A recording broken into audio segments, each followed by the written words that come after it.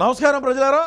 నేను మా అన్నను ఏ విధంగా 30 సంవత్సరాల పాటు అధికారంలో పెట్టుకోవాలనేది 25కి 25 పార్లమెంట్లు వచ్చాయి, 175కు 178 స్థానాలు వచ్చాయి అనేది నేను రోజు కూడా చెప్తా ఉన్నమాట వాస్తవము. ఖచ్చితంగా మేము కూడా గెలుస్తాం. అదేవిధంగా చూసుకుంటే త్రిబులర్ రఘురామకృష్ణరాజు గారిని ఈరోజు పర్సనల్గా ఆయన కలవటం జరిగింది. ఎందుకు గెలిచినాడు సీమరాజా, ఏంది కథ? ఆయన తెలుగుదేశం పార్టీ తరపు నుంచి కదా పోటీ చేసింది. చూడండి ఒకసారి, ఆయన తెలుగుదేశం పార్టీ తరపు నుంచి కదా పోటీ చేసింది.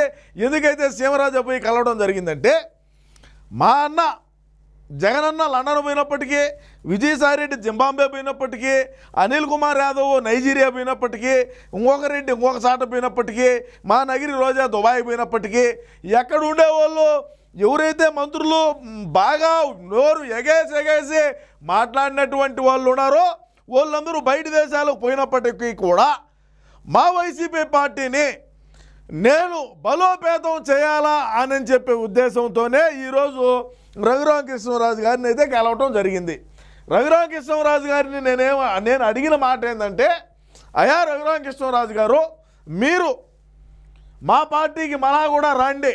ఎందుకంటే 2019లో మీరు మా పార్టీ నుంచి మీరు ఎంపీగా పోటీ చేసి భారీ మెజారిటీతో గెలుపొందినారు. సరే, మీరు రక్తం తాగినారు అనుకోండి. ఎవరైతే ఈ శాసనసభ్యులు ఉన్నారో శాసనసభ్యులందరూ కూడా రక్తం అయితే తాగినారు, అది వేరే విషయం, పక్కన పెట్టండి. రాజన్న చనిపోయినప్పుడు జగనన్న కూడా నువ్వు ఏ విధంగా తోడుగా చేదోడుగా వాదోడుగా ఉన్నావు, ఏ విధంగా నువ్వు జగన్మోహన్ రెడ్డిని గెడ్డనెయ్యాలా అవినీతి కేసుల్లోనని కూడా మీరు చాలా సహాయం అయితే చేసినారు మా జగనన్నకు. అదేవిధంగా ఈ 2024లో కూడా మాకు ఒకరు డౌట్గా ఉన్నది, మీరు కొద్దిగా మాకు సహాయం చేయండి రఘురామకృష్ణరాజు గారు అని అయితే నేను ఆయన్ను బ్రతిమాలుకోవడం జరిగింది. ఆ బ్రతిమాలినటువంటి వీడియోను కూడా నేను ఈరోజు మీకు అయితే చూడండి. ఆ వీడియోను కూడా ఒకసారి చూడండి. మీరు ఇదిగోండి చూడండి, నేను మాట్లాడుతున్నా. అయ్యా మీరు మా పార్టీలోకి రండి, మీరు మా పార్టీలోకి వచ్చినారంటే మాకు భవిష్యత్తు ఉంటుంది, మా పార్టీకి భవిష్యత్తు ఉంటుంది సార్, మీరు రండి అని చెప్పారు. నేను అడుగుతా ఉండా. నేను అడిగిన దానికి ఈయన ఏ విధమైనటువంటి సమాధానం ఇచ్చినాడో తెలుసా? నేను జగన్మోహన్ రెడ్డిని ఏ విధంగా ప్రేమించినాను గతంలో, నా మీద ఎందుకైతే 3rd డిగ్రీ ఉపయోగించినాడు, అది కూడా నా పుట్టినరోజు నాడు నా ఇంట్లో నుంచి నన్ను పికప్ చేసి ఏ విధంగా నన్ను హింస పెట్టినారు. సీమరాజా, నీకు తెలివి ఉన్నదా? నేను మీ పార్టీలోకి ఎట్టొచ్చానన్నాడు. అదే విజయసాయిరెడ్డి ఉన్నాడు, ఎవరినైనా సరే మా పార్టీలోకి రండి, మీరు రండి అని చెప్పినాడా? సజ్జలగాడు మొత్తం దుకాణం అంతా సర్దేసి ఈడు ఎట్టమినాడో తెలీదు, ఏ ఊర్లో ఉన్నాడో తెలీదు.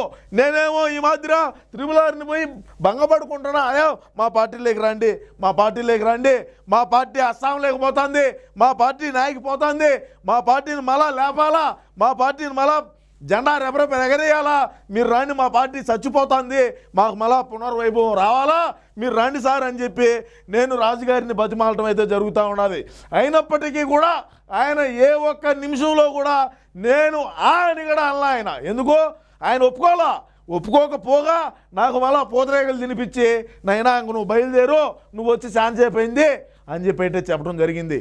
అన్నా జగనన్న, నేను నీకేం చెప్తానంటే, మనకు పార్టీ ఫుల్ డ్యామేజ్గా డ్యామేజ్ జరిగిపోతుంది, ఎవడు గెలిచే రీతిలో లేడని చెప్పి మరొకసారి అందరూ కూడా అంటున్నారు. నేననేది కాదు, ఎవడైనా సరే తెలుగుదేశం వాడు మేము బెట్టింగ్ వేస్తాం రాండ్రా అంటే వైసీపీ వాడు ముందుకు పోయి పెట్టేసే పరిస్థితుల్లో లేడు రఘురామకృష్ణరాజు గారు. ఆయన మన రాజన్న ఉండగా ఏ విధమైనటువంటి దోస్తులు, ఎందుకు నువ్వు ఆయన్ని ఈరోజు దూరం చేసుకున్నావు, ఈరోజు మన పార్టీకి ఎంత డ్యామేజ్ చేశాడు, రచ్చబండ అనే ప్రోగ్రాం పెట్టి మనకి ఇంత లోతు దించినాడు. ఏందే రచ్చబండ ప్రోగ్రాంతో ఇంత లోతు దించినాడే? దానికి ఏం చెప్తాం జవాబు? ఏది ఏమైనప్పటికీ కూడా మా పార్టీ ఓడిపోతా ఉన్నా మేము ఖచ్చితంగా 175కు 170 స్థానాలు మేమే గెలుస్తామని చెప్పి మేము చెప్తాము. అంటే మళ్ళీ 2 కాట్పాడి, తిరువల్లూరు, అస్సాం ఈ 3 కలుపుకుంటే 178. మీ అభిప్రాయాన్ని నేను రఘురామకృష్ణరాజు గారిని కలిసిన దాని మీద మీ అభిప్రాయాన్ని కింద కామెంట్ రూపంలో అయితే తెలియజేస్తారని మనస్ఫూర్తిగా కోరుకుంటూ నమస్కారం.